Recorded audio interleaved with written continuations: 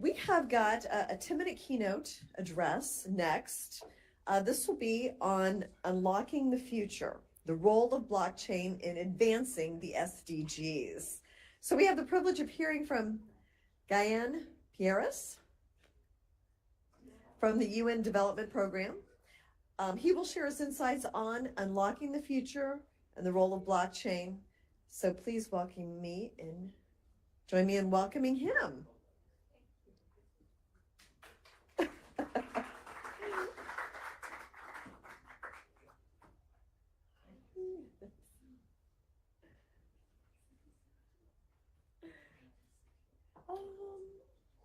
Wherever you want to sit, wherever you feel comfortable. Just don't forget to turn it on.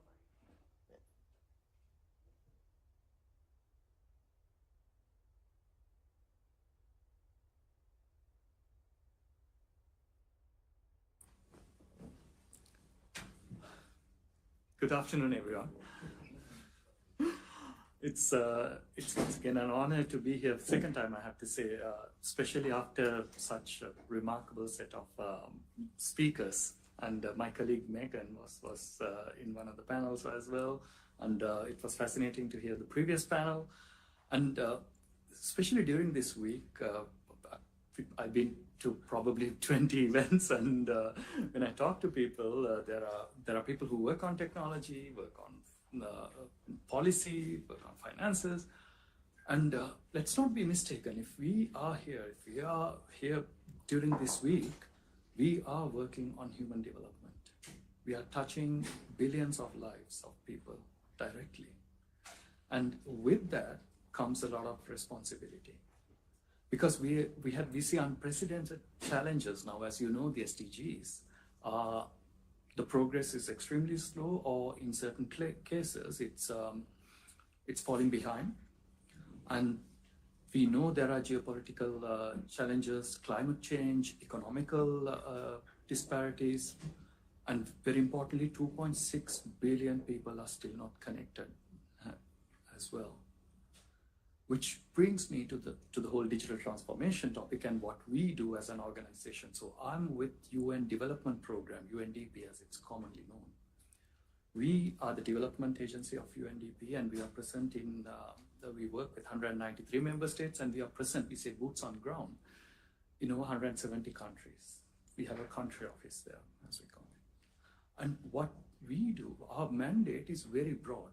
So if you're working on climate, if you're working on governance, digital ID, if you're working on gender, if you're working on, in a crisis context, if you're working on health, the chances are there is a team working in UNDP on that.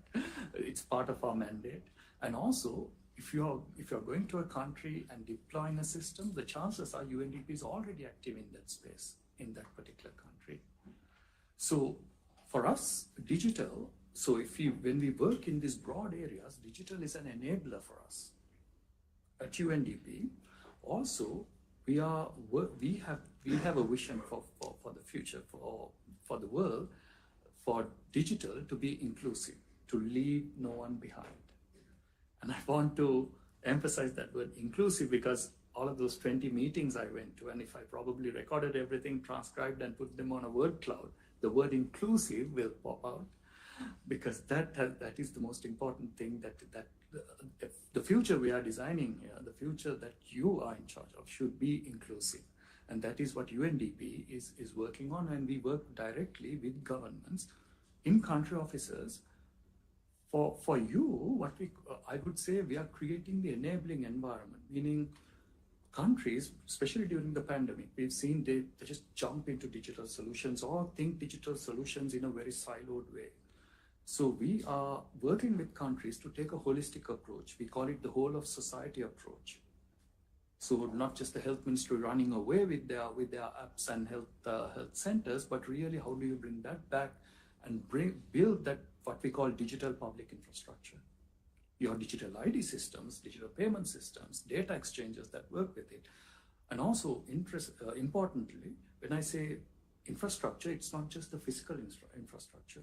How would you set up institutional capacities? How would you set up structures in the government to make this sustainable, to take this forward? So that's our space. That's where we work on. Now, I'll take few examples of where we use a blockchain, but rather from not from a technology angle, but more from a human development angle. In the Democratic Republic of Congo, DRC, land ownership, for example, has long been a source of conflict. But with blockchain, we've modernized the land registry, creating clear and verifiable records of ownership. This isn't just about technology, once again. It's about reducing disputes, building trust, and empowering communities to claim their right, in many cases, to their land. So transparency has become the bedrock of fairness in this initiative. Again, not just about technology. Ethiopia, for example, blockchain is used to verify educational credentials. There were many cases on fraud and tampering with the academic records. And we helped, however, like students and employees now can actually look into education and data with trust.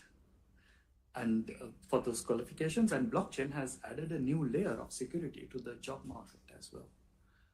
So these are some of the examples. And Sierra Leone, I just had the pleasure of listening to their telecommunications minister just a few floors down, actually, 30 minutes ago probably.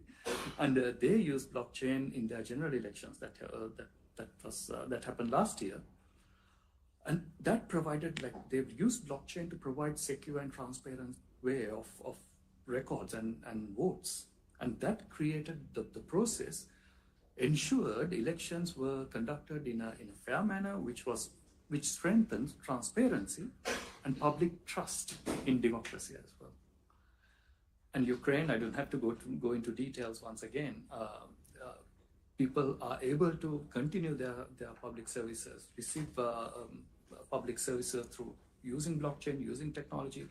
That shows the resilience nature of this technology as well. So I've taken few broad examples which shows the breadth of applications that you can go into, once again, into human development. But one thing we need to, what these examples shows us is technology should never be an end in itself. Blockchain should not just be about innovation, but it should be about building that, creating that accountability, creating that transparency systems, and especially giving that trust to people who are marginalized and vulnerable as well. So as we move forward, let's be risk aware of what we are dealing with here, and trust. From our vantage point, we've done assessments in about 60 countries now, and trust is something that comes across in all of these countries as well. Trust of general public in the government, trust between ministries, among ministries in the government, trust in institutions, trust in public sector, and most importantly, trust in technology itself as well. It's of short supply. So this is where blockchain can play a key role at scale, can restore that trust or create that trust and accountability, placing people and their rights at the center of this digital transformation. Now, I want to stress that none of this will happen unless we collaborate.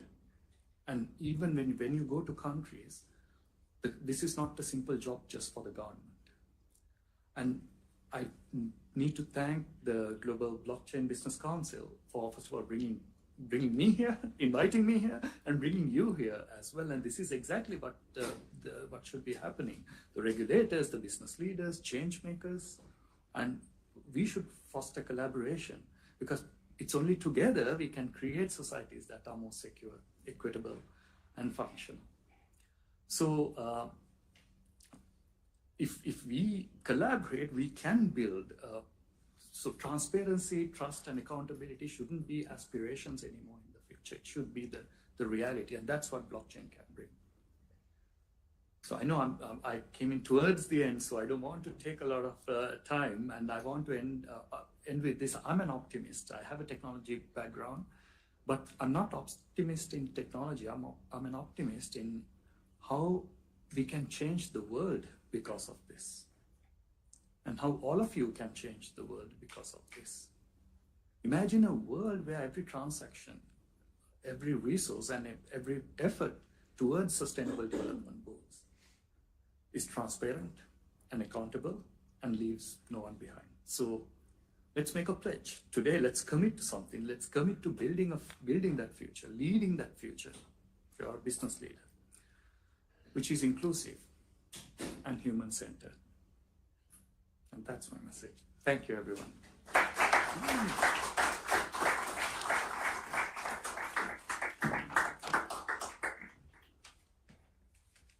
Thank you so much.